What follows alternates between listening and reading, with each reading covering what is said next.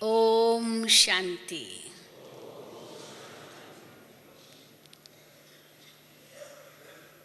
अभी अभी आप सभी ने गीता बहन जी के द्वारा योग को सहज बनाने की विधि के विषय में सुना।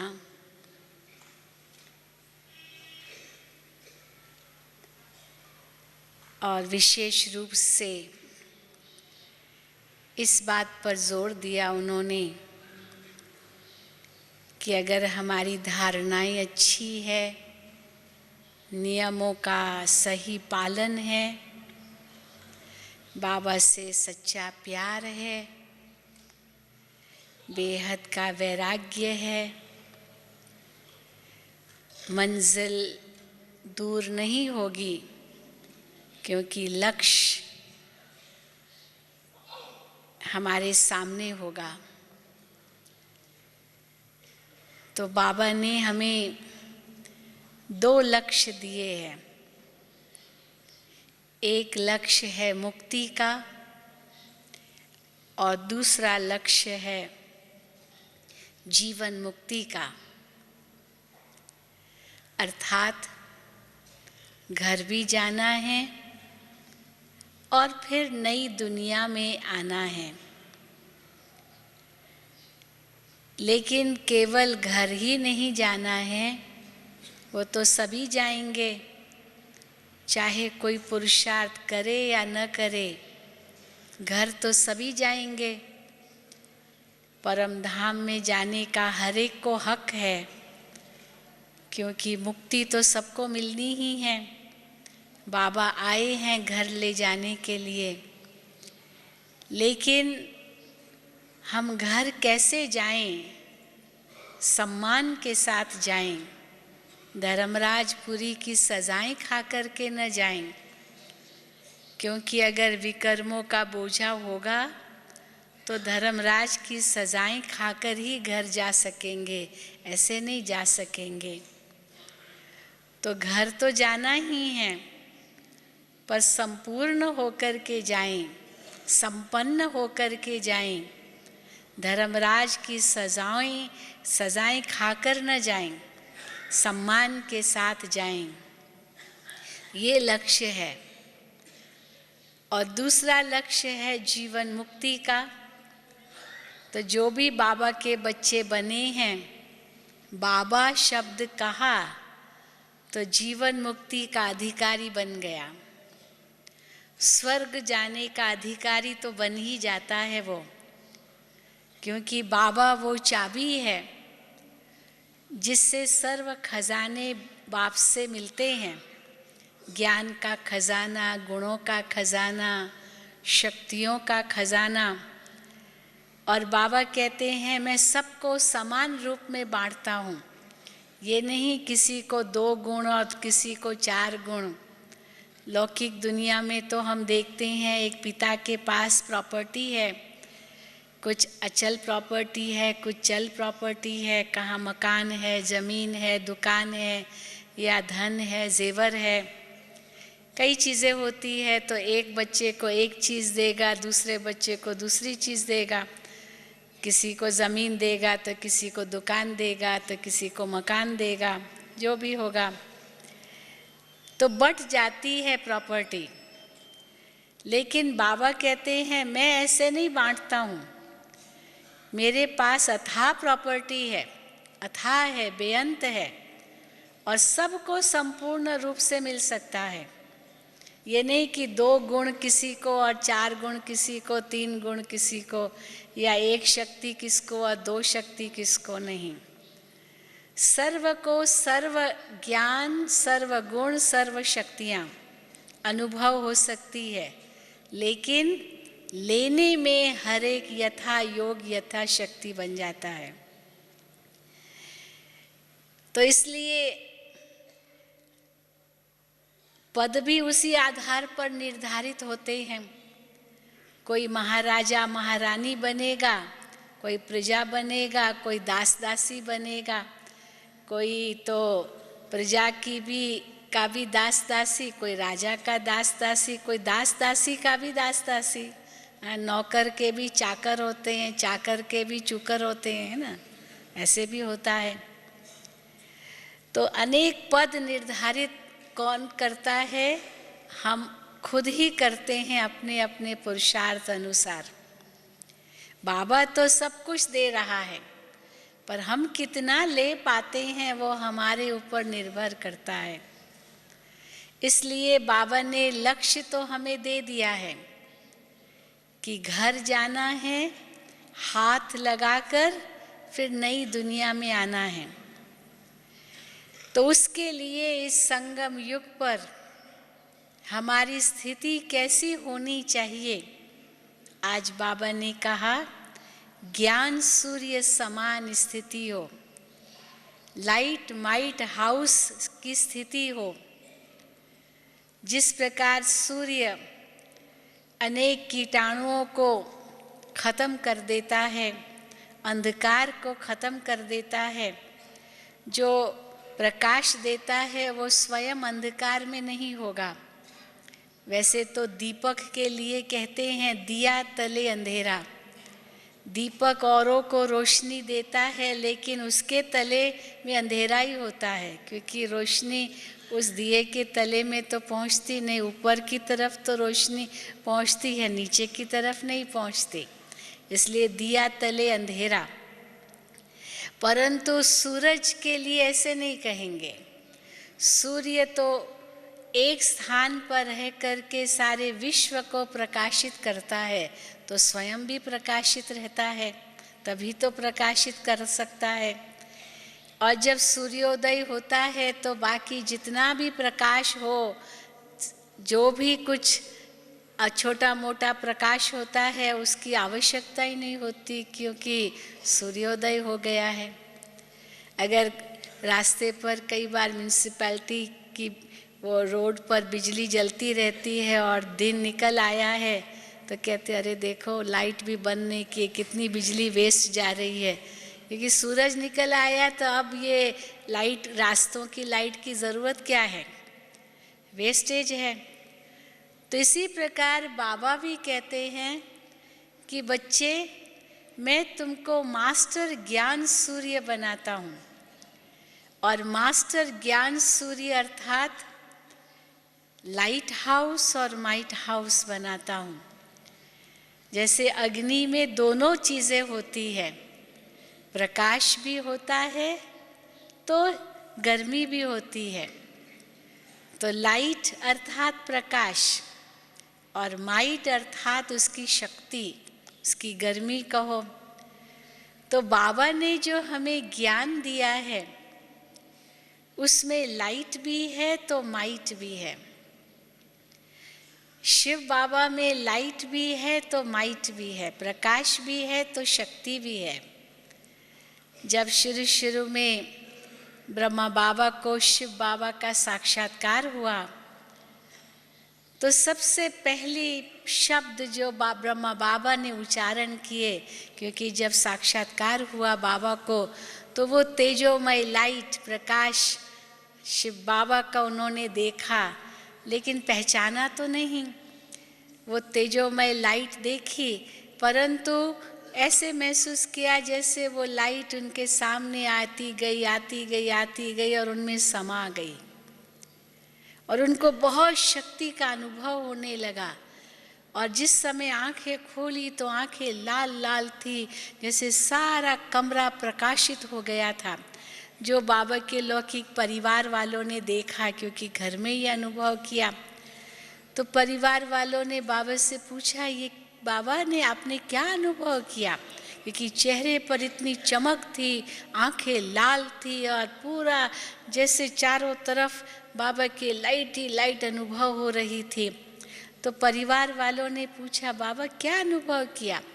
तो बाबा ने उसी समय कहा, कोई लाइट थी, कोई प्रकाश था, कोई माइट थी, कोई शक्ति थी, वो मेरे करीब आई और मुझ में समा गई, और वो अब मुझसे कुछ कराना चाहती है। तो बाबा, शिव बाबा भी क्या है लाइट हाउस भी है तो माइट हाउस भी है।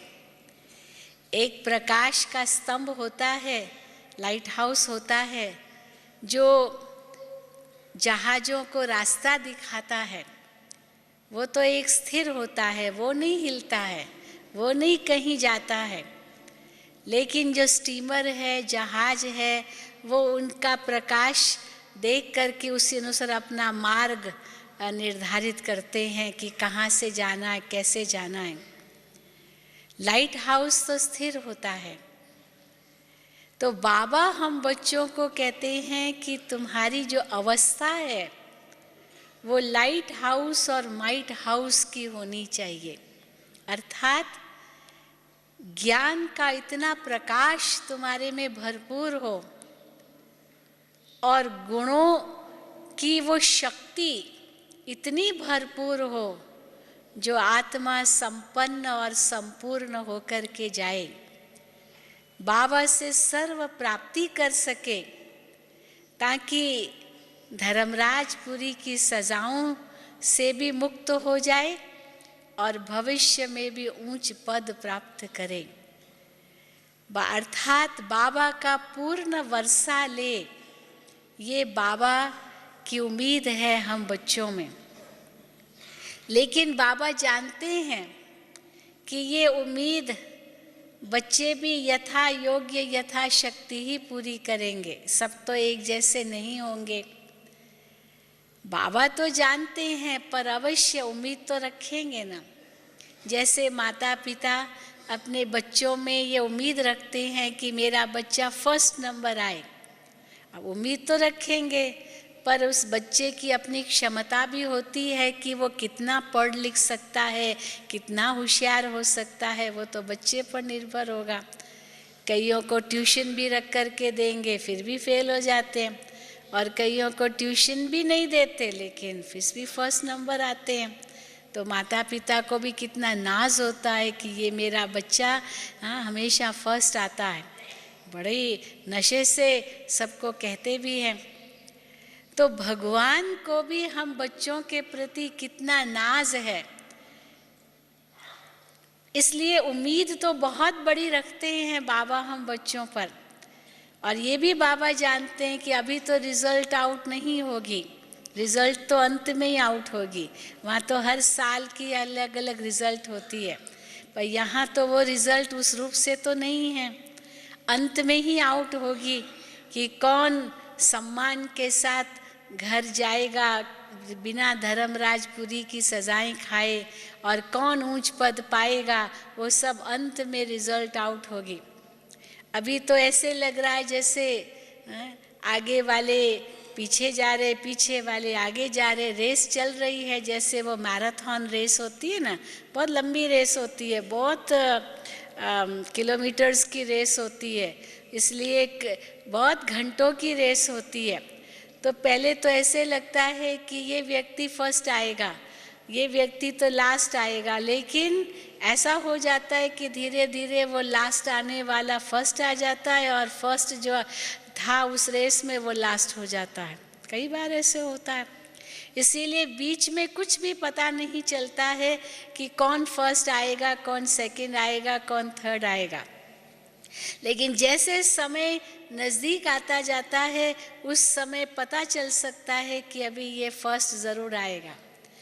या दूसरा भी बाबा मिसाल देते हैं, जैसे म्यूज़िकल चेयर्स का खेल होता है।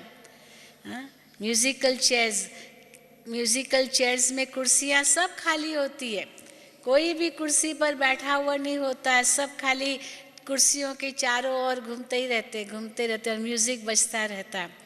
अब कोई भी कुर्सी पर नहीं बैठा है क्योंकि म्यूज़िक चल रहा है। लेकिन जिस समय म्यूज़िक पूरा होता है, उस समय ही कुर्सी जो नज़दीक होती है उस पर बैठना होता है। इसलिए सबकी बुद्धि कुर्सी पर होती है, कान होते हैं म्यूज़िक पर, गीत पर, संगीत पर, और आंखें होती है कुर्सी पर। ऐसे होता है ना। और जैसे देख सुनते हैं कि भी म्यूज़िक बंद हो गया, उसी समय कुर्सी पर विराजमान हो जाते हैं, और कोई थोड़े अलबेले रहे तो वो कुर्सी से वंचित हो जाते हैं। इसी प्रकार सारी कुर्सियां खाली है, किसी को भी कोई कुर्सी नहीं मिली अभी तक, केवल फर्स्ट लक्ष्मी नारायण ही डिक्लेयर हुए। क्योंकि शुरू शुरू में बाबा मम्मा को जब बच्चे देखते थे तो बाबा से श्री नारायण का साक्षात्कार होता था और मम्मा से लक्ष्मी का साक्षात्कार होता था, राधे का साक्षात्कार होता था, ब्रह्मा बाबा से श्री कृष्ण का साक्षात्कार होता था। तो वो तो फिक्स्ड हो गए, लेकिन second Lakshmi Narayan, third fourth Lakshmi Narayan, 8 गदियाँ पूर्ण रूप से चलेगी, वो तो कोई भी फिक्स नहीं हुए हैं। हम ज़रूर ये कहेंगे कि हाँ दादियाँ तो है आगे, वो भी ठीक है, लेकिन फिर भी बाबा कहते हैं सबको मार्जिन है। अभी तक ये नहीं है कि कोई कुर्सी पर बैठा है, अभी तक गीत चल ही रहा है, सब कुर्सियाँ खाली है।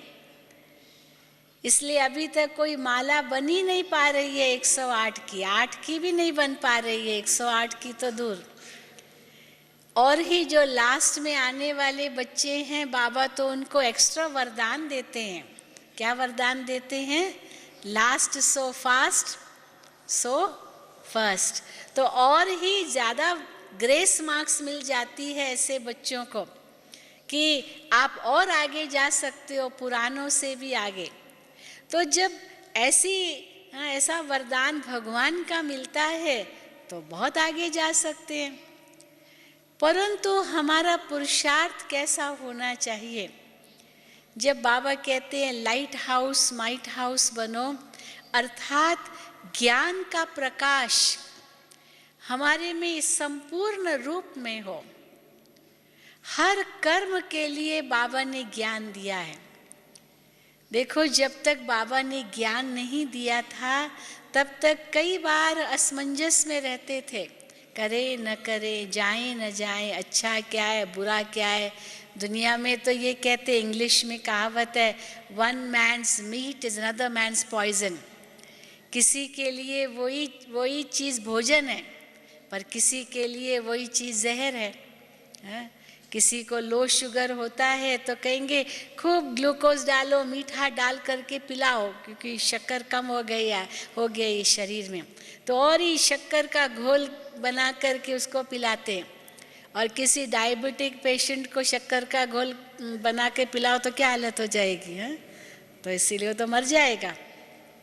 इसीलिए किसी के लिए वही भोजन है, किसी के लिए वही जहर है, वही दवाई है। अगर हम डॉक्टर जितना कहता है उस मात्रा में लेते हैं तो वो दवाई का काम करेगी, पर वही दवाई अगर 50-100 गोलियां एक साथ खा लो तो क्या हो जाएगा, हा? वो तो ख़त्म कर देगा। तो इसीलिए वो तो स्थूल चीज़ के लिए है। तो मनुष्य भी समझते हैं कि कौन सा कर्म अच्छा है, कौन सा कर्म बुरा है, कैसे समझें। लेकिन बाबा ने हमें वो लाइन हमें खींच करके दी है कि कौन सा कर्म अच्छा है, कौन सा कर्म बुरा है। उसका ज्ञान हमें मिला है कि जो भी कर्म देह के अभिमान से किया गया है वो पाप के खाते में जाता है, देह के अभिमान से। और जो भी कर्म आत्मा अभिमानी स्थिति में किया जाता है वो पुण्य के खाते में जाता है, वो सत्कर्म के खाते में जाता है। ये हमें लाइट मिली, ज्ञान मिला। इसीलिए कहा जाता है ना, दया धर्म का मूल है, पाप मूल अभिमान। तो पाप का मूल अभिमान है, और बाबा ने आकर के आत्मा का ज्ञान दे करके, परमात्मा का ज्ञान दे करके हमें सत्कर्म करना सिखाया है कि आत्म स्थिति में और शिव बाबा की याद में हर कर्म करो तो वो कर्म श्रेष्ठ कर्म हो जाएगा। ये हो नहीं सकता है कि आत्म स्थिति हो और परमात्मा की याद हो और वो कर्म पाप के खाते में जाए, नहीं। क्योंकि जैसे ही आत्म स्थिति आएगी तो ज्ञान होगा हमें कि मैं आत्मा कैसी आत्मा हूँ, शांत स्वरूप हूँ, प्रेम स्वरूप हूँ, आनंद स्वरूप हूँ, शक्ति स्वरूप हूँ। शुद्ध स्वरूप हूँ। तो ये जैसे ही मुझे ज्ञान आया, उस ज्ञान से मेरा कर्म भी उसी रूप से होगा। क्रोध मेरा गुण नहीं, मेरे क्रोध मेरी शक्ति नहीं, मेरी शक्ति तो शांति की शक्ति है। तो ऑटोमेटिकली क्रोध मुक्त हो जाएंगे, ऑटोमेटिकली ही प्रेम युक्त हो जाएंगे, क्योंकि प्रेम मेरा गुण है। आत्मा को देखने की दृष्टि बन जाएगी। ये भी बाबा की संतान है, ये अनुभव होगा, भगवान का बच्चा है, ये अनुभव होगा, दया भावना आएगी। लेकिन ये विकार कहाँ से पैदा होते हैं? देह के अभिमान से।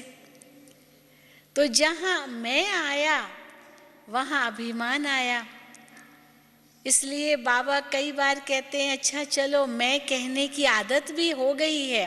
द्वापर कलयुग में अभिमानवश मैं हम कहते आए हैं, चलो आदत भी बन गई है, पर थोड़ा सा जोड़ दो, मैं कौन? मैं आत्मा।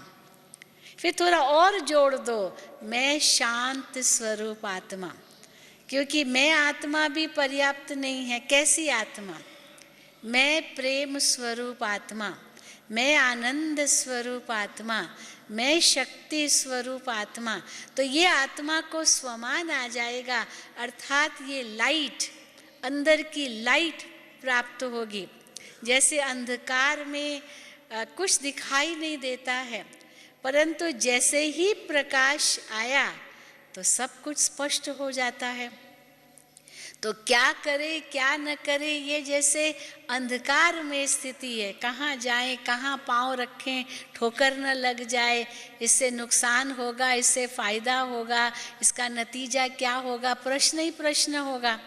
लेकिन अगर आत्मिक स्थिति है और उसमें शिव बाबा की याद है, तो वो कर्म सत्कर्म के ही खाते में जाएगा, ये गारंटीड है।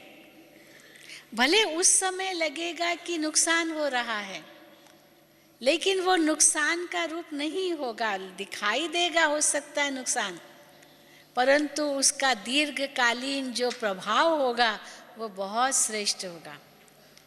लोग केवल तात्कालीन जो प्रभाव है उसी को ही देखते हैं, मेरा भला क्या है, मुझे क्या फायदा मिलेगा। तो तात्कालीन फायदे को ही देखते हैं, दीर्घकालीन जो फायदा है उसको नहीं देखते हैं। उससे पाप कितना बनेगा, भले वर्तमान हमें तात्कालीन फायदा हुआ भी, पर उसका परिणाम बाद में कितना नुकसानकारक होगा वो तो देखते ही नहीं है। उस समय क्या प्राप्ति हो गई वही देखते हैं।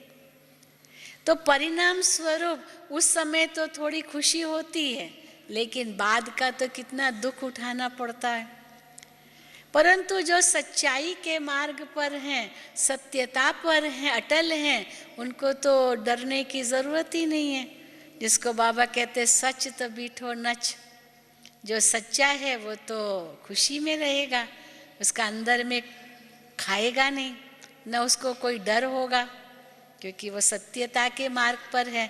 और जो झूठ के मार्ग पर होगा, तात्कालीन लाभ के पीछे होगा, वो तो डरेगा, क्योंकि पकड़ा जाएगा, पता तो चल जाएगा। इसीलिए बाबा कहते हैं लाइट हाउस की अवस्था माना ज्ञान युक्त अवस्था। आगे पीछे तीनों कालों को सामने रखते हुए आत्मस्थिति में परमात्मा की याद में हर कर्म करना। एक है ये कर्म के लिए लाइट हाउस स्टेज, और जैसा मैं कर्म करूँगा मुझे देख और करेंगे, क्योंकि मैं अनेकों के लिए प्रेरणा का स्रोत बना हूँ।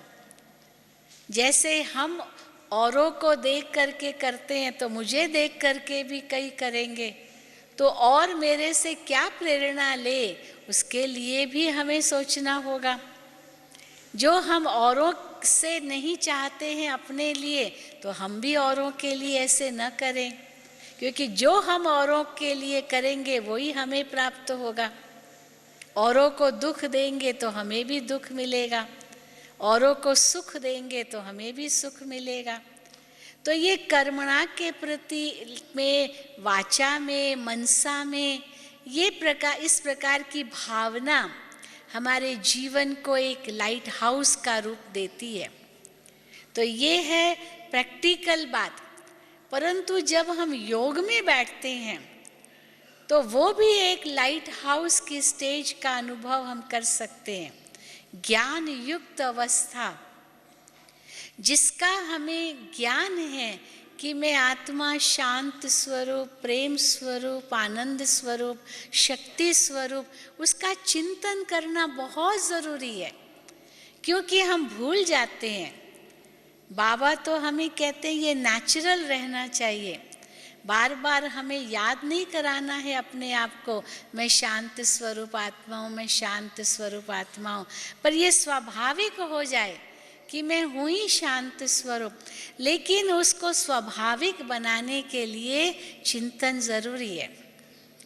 भक्ति मार्ग में मंत्र के रूप में जाप करते हैं। वास्तव में मंत्र के रूप में जाप कोई शब्द का वर्णन की बात नहीं है, पर मंत्र का अर्थ क्या है? मंत्र माना मंत्रणा, अपने आप को राय देना, सलाह देना, शुद्ध विचार देना, बुद्धि के द्वारा मन को शुद्ध विचार देना। क्योंकि जैसे मन में विचार आएंगे वैसे ही फिर वाणी में आएंगे, वैसे ही कर्म में आएंगे। हमारे संकल्प हमारा बीज है, तो संकल्प के आधार से ही वाणी होगी, वाणी के आधार से ही कर्म होंगे। कई समझते हैं कि वाणी तो कई लोग बहुत अच्छी बोलते हैं, लेकिन मन में उनके बुरे विचार हैं। लेकिन ये भी देखा गया है कि वाणी अगर कोई अच्छी बोलते हैं और मन में बुरे विचार हैं, वो बहुत समय तक नहीं चलता है। अंदर एक बाहर दूसरा बहुत समय तक नहीं चलता है। एक दिन जो मन में है वो बाहर आ ही जाता है। कितना भी वो छिपाने की कोशिश करे वो बाहर आ ही जाएगा, क्योंकि बीज वैसा होगा तो फल वो ही निकलेगा। ये हो नहीं सकता है कि बीज एक हो और फल दूसरा हो। तो बीज है हमारे संकल्प, तो एक दिन वही वाणी निकल आएगी, अनजाने में ही निकल आएगी।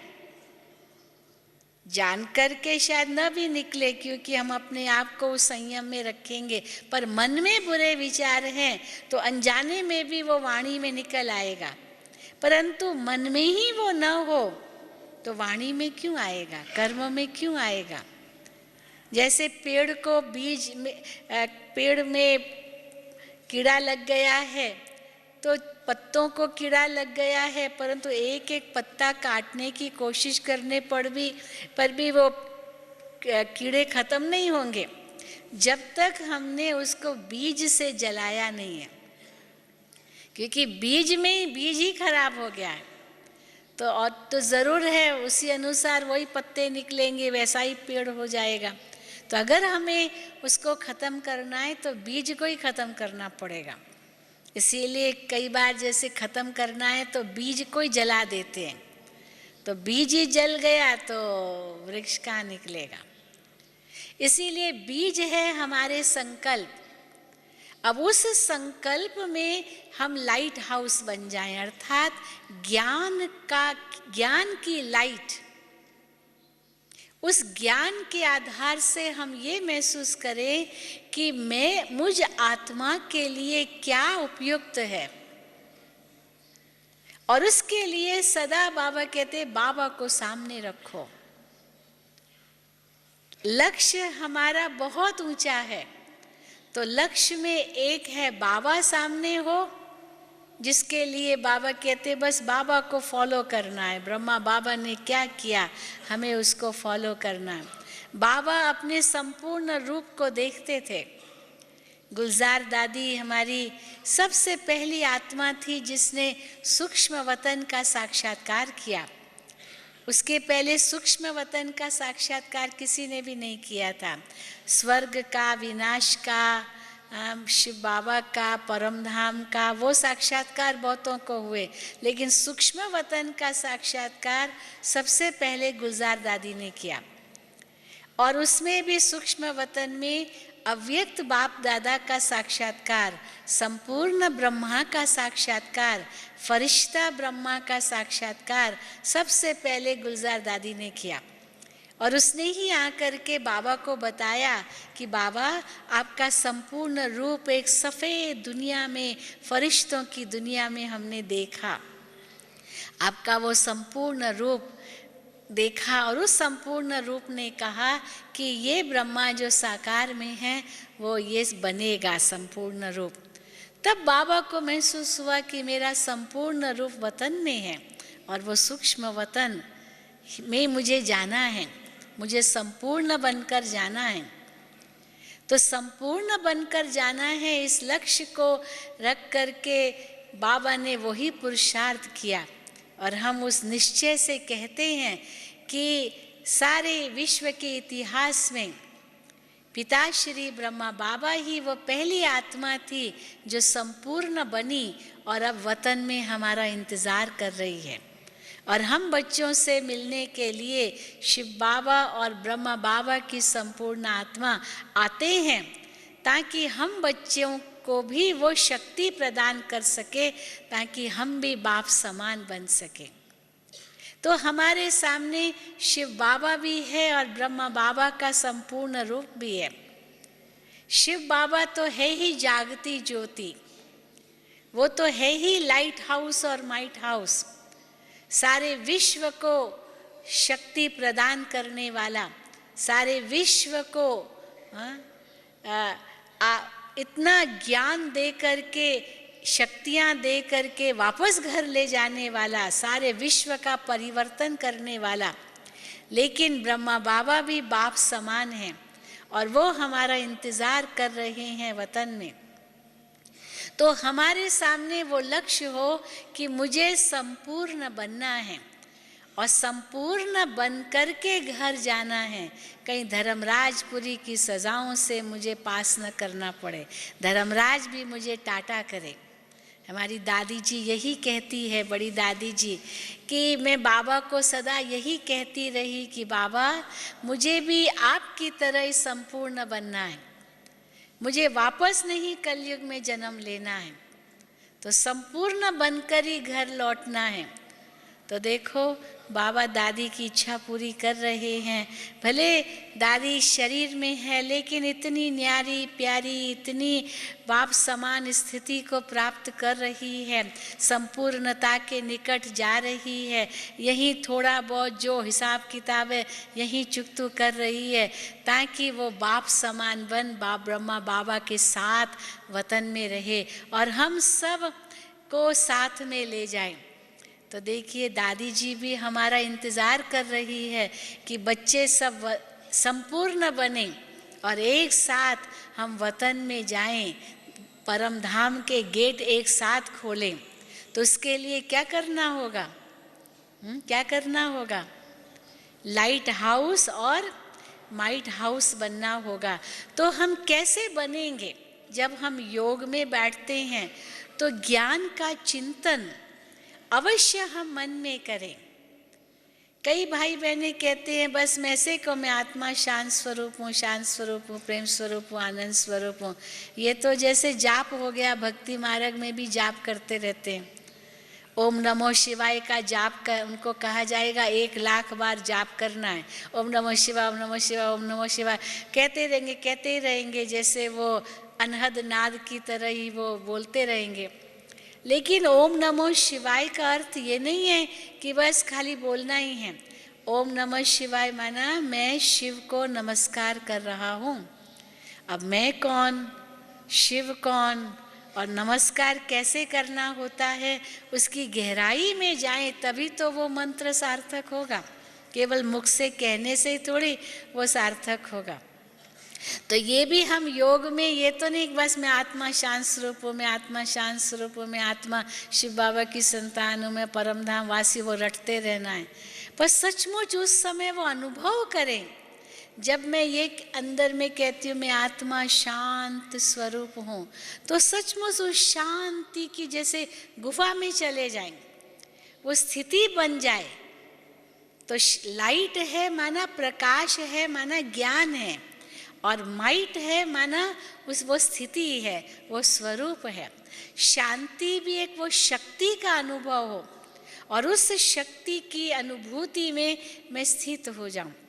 जैसे हम भोजन खाते हैं तो भोजन खाते समय लगता है कि हाँ पेट भर रहा है, हाँ पेट भर रहा है, पेट भर रहा है। फिर वो जैसे भोजन खा लिया, पेट भर गया, तो शक्ति की अनुभूति होने लगती है। जैसे किसी को खून नहीं है या बिल्कुल लो है बीपी, तो उसको सलाइन चढ़ाते हैं या ग्लूकोज चढ़ाते हैं, तो पता चलता है एकदम पीला चेहरा, और पीला चेहरा धीरे धीरे धीरे धीरे लालिमा आ जाती है चेहरे में, आँखों में रौनक आ जाती है, तो कहेंगे हाँ शक्ति भरी। इसी प्रकार लाइट है माना ज्ञान है, वो भोजन है जो हम अपने आप को दे रहे हैं, आत्मा अपने आप को दे रही है, मन बुद्धि को दे रही है, परंतु फिर वो संस्कार में आ जाए, वो स्वरूप में आ जाए, वो है माइट, वो है शक्ति, वो शक्ति रूप बन जाए। मुझे याद है बाबा ने मुझे इस प्रकार का ही वरदान दिया था जब हम मधुबन में रहने लगे 1976 से। आज 30 साल से भी अधिक हो गए मधुबन में रहते। तो मुझे यही सेवा मिली कि राजयोग शिविर कराने हैं, तो मैं कमेंट्री देती थी, मैं आत्मा शांति स्वरूप हूँ, प्रेम स्वरूप हूँ, शांति सागर पिता की संतान हूँ। तो लोगों को अच्छा तो बहुत लगता था, कमेंट्री करा के योग कराती थी। लेकिन बाबा ने एक बार, जैसे मैं बाबा के सामने गया, अव्यक्त बाप दादा के सामने, तो बाबा ने मुझे यही वरदान दिया कि बच्चे तुम दिल से बोलती हो, दिल से जो बोलते हैं उनका तीर दिल को लगता है। ऐसे बाबा ने मुझे वरदान दिया था, कई वरदान दिए पर ये एक वरदान है। और फिर बाबा ने मुझे जैसे सिखाया कि जब आप कहती हो कि मैं आत्मा शांत स्वरूप हूँ, वो उस समय वो ऐसी स्थिति बन जाए और उस स्थिति में स्थित हो करके शांति के वाइब्रेशंस फैलाओ, तो अनेकों को इसका अनुभव होगा। तो सचमुच मैंने उसके बाद वो अनुभव किया कि जैसे बाबा ने कहा, वरदान के रूप में कहा। फिर उसके बाद कमेंट्री की कैसेट भरी, जो सबसे पहली कैसेट है कमेंट्री की कैसेट, जो आज तक चल रही है। लोग यही कहते हैं, यही बहन जी जो कमेंट्री की कैसेट आप सुनते हैं ना, मैं आत्मा शांत स्वरूप, ये इनकी है, उसी से मेरा परिचय देते हैं। तो वो कब किसने 25 साल पहले रिकॉर्ड की गई होगी, मैं समझती हूँ इतना ही समय तो हो गया होगा, लेकिन आज भी वो यूज़फुल है, चल रही है। क्यों? क्योंकि उस समय सचमुच जैसे बाबा का वरदान मिला था, और उस वरदान की स्थिति में जैसे अंदर से निकला, कोई मैं रटा हुआ नहीं मैंने बोला, परंतु जैसे अंदर से निकला उस स्थिति में स्थित होकर के। तो सचमुच हम अनुभव करें कि जब हम योग में बैठते हैं तो एक तो लाइट हाउस की स्थिति माना एकदम आत्मा ज्ञान के प्रकाश से प्रकाशित हो जाए। अगर मन में प्रश्न है या आश्चर्य है या कोई भी प्रकार की दुविधा है, ये लाइट हाउस की स्टेज नहीं है। लाइट हाउस को कोई दुविधा थोड़ी होती है। लाइट हाउस माना रोशनी देने वाला, वो स्वयं प्रकाशित होकर के चारों ओर अपना प्रकाश फैलाता है। परंतु अगर मेरे मन में दुविधा होगी, पता नहीं मैं आत्मा हूँ या नहीं हूँ, पता नहीं शिव बाबा है या नहीं है, पता नहीं करेंगे तो पता ही कट जाएगा। हाँ? तो इस प्रकार नहीं। मुझे याद है एक बार एक आत्मा बाबा के सामने आई थी, अव्यक्त बाप दादा के सामने, और अपने प्रति बहुत डाउट, संशय, मैं कर सकूँगा नहीं कर सकूँगा, होगा नहीं होगा, ये मतलब बहुत मन में संशय। तो जैसे वो बाबा के सामने आई तो बाबा से वो शक्ति न ले सके, दृष्टि नहीं ले सके, बिल्कुल आंखें नीचे करके वो बैठा। मैं कहूँ बाबा से दृष्टि लो, क्योंकि बाबा के पास में बैठती सारी रात बाबा वरदान देते थे एक एक को। तो मैं कहूँ बाबा से दृष्टि लो, आंखें दृष्टि ले, फिर नीचे झुके। तो बाबा ने बहुत सुंदर महावाक्य उनके लिए उच्चारण किए कि बाबा ने तो बच्चे को पहचान लिया, पर बच्चे ने अपने आप को नहीं पहचाना। तो इतना सुंदर बाबा ने उसको वरदान दिया कि तो पहले बाबा ने उससे पूछा आप कौन हो? तो उसने कहा मैं आत्मा हूँ। बोल दिया। अभी वो क्या कहे, मैं फलाने नाम का, ऐसे थोड़ी कहेगा, मैं आत्मा हूँ। परंतु फिर भी उसको अंदर में थोड़ा संशय होगा। फिर बाबा ने पूछा कौन सी आत्मा हो? तो कुछ जवाब नहीं दिया। फिर बाबा ने कहा अच्छा शक्ति स्वरूप आत्मा हो? कहता नहीं सीधा बोल दिया नहीं। तो बाबा मुस्कुराए। तो बाबा ने कहा किसकी संतान हो? तो अभी कैसे कहे और कुछ, तो बोला शिव बाबा की संतान हूँ। अच्छा शिव बाबा की संतान हो, शिव बाबा सर्वशक्तिवान है? तो बोला है।